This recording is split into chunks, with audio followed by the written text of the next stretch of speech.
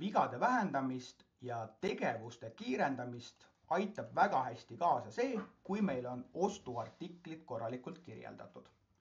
Meie ettevõttes on Bolt M10 pikkusega 100 alati ühe koodiga M10 L100 tsink. Selle Boltiga kokku käiv mutter on lihtsalt M10 tsink ja seib on M10 seib tsink.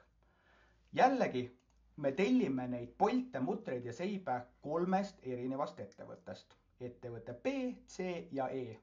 Ja kõigil 3 ettevõttel on antud artikli jaoks erinev artiklikood ja nad müüvad ka neid artikleid välja erineva hinnaga.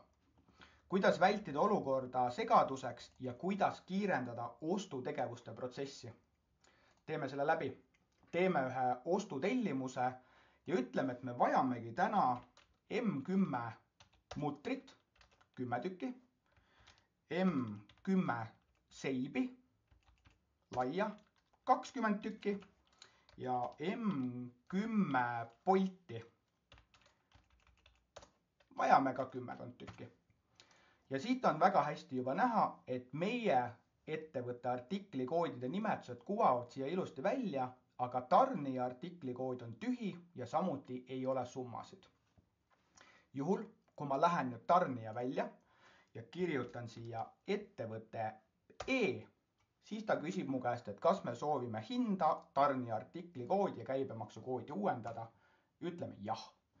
Ja näeme seda, et automaatselt tulevad peale ettevõtte E tarnija artiklikoodid ja ettevõtte E hinnad.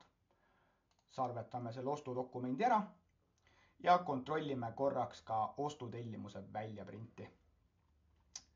Siia peale tulevad nüüd ilusti ostutellimus, tarnija on siis ettevõtte E, tellimuse kuupäevad, tarne kuupäevad ja antud ettevõtte siis artiklikoodid.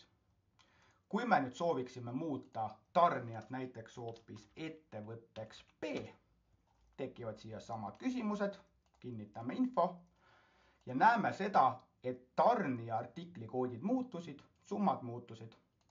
Salvestame korraks veel dokumendi, vaatame ka seda väljaprinti ja näeme, et sellel väljaprindil on nüüd siis ettevõtte B artiklikoodid.